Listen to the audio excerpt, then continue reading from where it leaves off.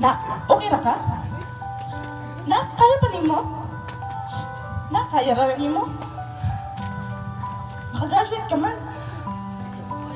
And sometimes we can say that, Ma, dili gani ko, okay? Ma, kaya pa ka ako ni? Ma, nag-fail gani ko. Ma, disappointed kayo ko sa kong kagalingon. Principal Mr. Raby Atacador, to the Public Schools District Supervisor Sir Henry B. Suarzuelo, to the teaching and non-teaching personnel of Salvacion National High School, to the proud parents and my fellow graduates, a pleasant morning to all of you. And thank you for being here with us in this memorable occasion. On behalf of all grade 12 Aquarius students, allow me to convey a few words on this unforgettable ceremony. When I first sat down to write this speech, tons of thoughts were flowing through my mind. What message should I try to convey? What if my deliberation was not enough and you'll get bored? Or will I pass out? Because to be honest, I am so nervous at this moment. I was worried about giving a speech. As you know or may not know, I am not a very good public speaker. So in order to have a memorable and better speech, I googled some sad, happy, motivational, and even inspiring speech. But none of them could ever match how grateful I am at this moment. And also, that's a sort of plagiarism, right? And so, I tried to make one. And this is from me to you, so please bear with me and please listen.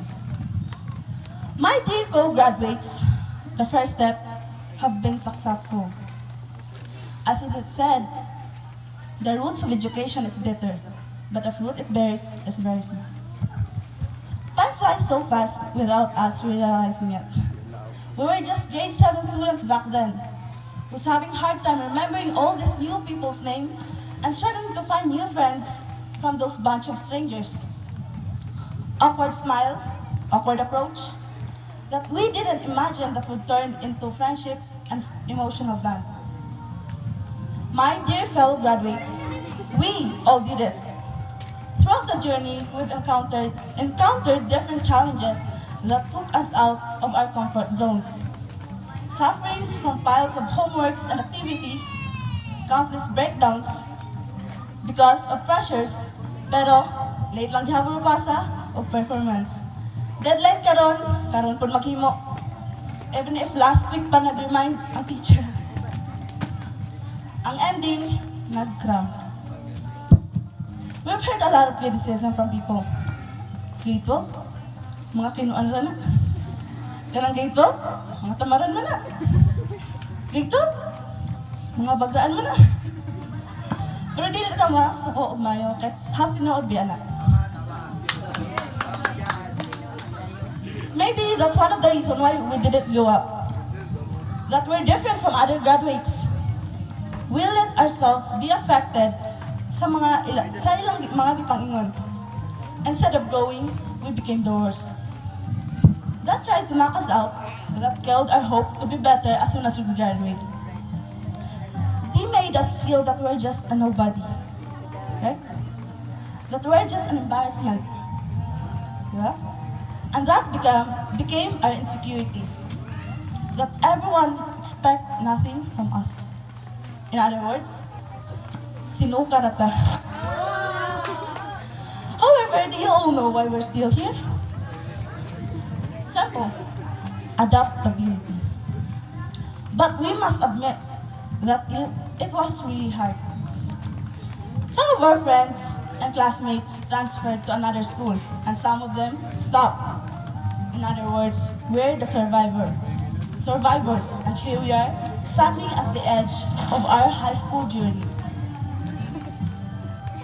However, this graduation doesn't mean the end. It is instead a part of a much larger journey ahead. To this class, this is it. We are now wearing our toga, and later on we received our diploma. After this event, we are no longer grade 12 Aquarius na makonsider na ako na pinaka-worst section. We are no longer student of survey. Nagitagana to sakit sa ulo. We are no longer classmates. Because after this, we're taking different path towards our future. But thank you. Thank you for the memories, the deep talks, for sharing each other's experiences. Our perspective about life is much different from each other. I remember what Kent said when we had conversation. I forgot the exact sentence, but he said, "Maski anir ako, gusto po na ako makagraduate." Especially para sa akong mama, akong lola, akong lolo. And I also remember one of our classmates said that, siguro, himuon na lang natong susi ang atong kagalingon para maluwas sa kapobre ang atong pamilya. Ayun, bilang. And I felt the sincerity. It's amazing that we have this kind of mindset even if people around us treat us as nobody but a burden for the school. So this graduate, mugawas na karong adlaw dala ato ang diploma. But I hope na sa umaabot na panahon, sa pagbalik na ito ari, mga successful na ta. O nakatabang na ta sa pagbayad sa tax sa itong gobyerno. Let's claim that. Wherever your future takes you, let it take you somewhere. Take all the risk than losing all the chance. That's the biggest mistake we've done this year. I hope we've learned from that already. Of course, we won't be able to reach this stage without the people who helped us, without expecting nothing in return. We've owed them a lot of gratitude. To our teachers, thank you for all the knowledge you have shared. Your patience and guidance are what has brought us here now. And this opportunity, we would also like to apologize for all the bad behaviors we had shown. We were so arrogant when in fact we are just a bunch of kids who still grasping for knowledge. When we knew nothing but complain, when we tried to make up excuses for not doing our homework, you never gave up on us. I also wanted to thank our senior high school teachers personally. Thank you, Ma'am Karen, for your guidance and for bringing us into the reality of life. You are such a good teacher. Thank you, Ma'am Rhea, for the advice and patiently teaching us the lessons even though we're such a disappointment. Thank you, Ma'am Sok, for laughing with us with our jokes. You really made our day light and bright. Thank you, and lastly, thank you, Sir Ray, for the motivation and understanding. We are so grateful to have you as our advisor. You supported us even though we're such a disappointment to you. We apologize for being irresponsible and undisciplined throughout the school year until this moment. Thank you, teachers, for your wide understanding. We learned a lot of things from all of you. We promise that we will make you proud in the future. This batch will be successful and will be the pride of this school. Dili mi ninyo makit-andra sa buwa. Nga, gigikugos nga bata, unya bilog pa dyan ang tiyan. Dili mi mamahimong purpose members, but rather a taxpayer of the government. To our parents who are always beside us since day one, we share this with you. There will be more years of struggle, mga 4 years pa. But we are confident because we have parents like you. To my papa, ay pa.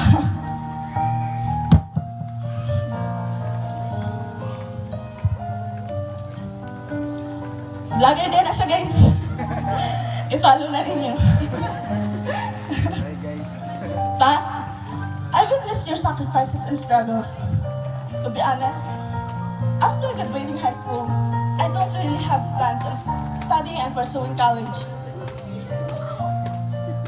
to work and earn my own money. Pero there's this one time that changed all my plans. Pauling me from the SPC competition. We were at the Quezano that time. I am with Ma'am Karen and the other teachers, our coaches. Then I saw two ladies got out from their cars. Around 25 to 30 years old yata to siguro sila. They look very successful. Then an old man and old woman also got out. I was just observing them and a realization hit me. Pero sa baka may experience akong papa? Is there really assurance na if mag-work ko, I'll be able to snap my parents out of poverty?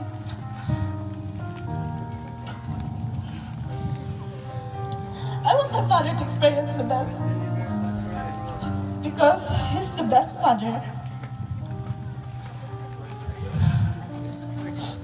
To my co-graduates, I know you all have plans for yourselves and for your family.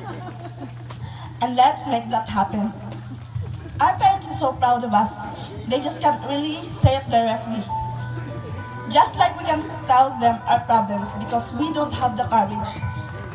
They can ask, "Nak, okay na ka? Nak, kaya pa nimo? Nak, kaya ra nimo? Makagraduate ka man." And sometimes we can say that, "Ma, dili gali ko, okay? Ma, kaya pa ka po ni? Ma, nag-fail gani ko. Ma, disappointed kayo ko sa kong kagalingon. Ma, makagraduate pa ka ako, ani?" How can I tell my parents that their bright child is no longer shining? We fail to communicate these things towards our parents. And to our parents, thank you from the bottom of our hearts. Thank you.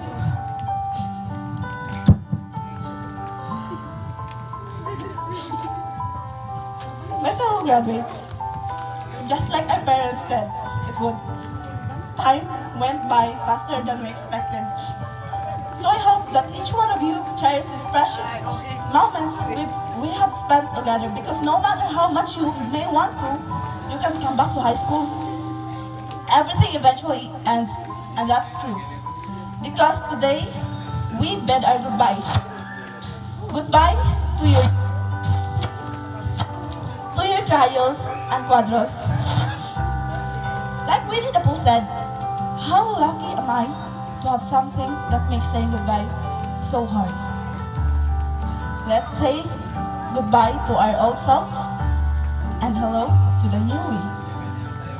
Again, thank you and congratulations.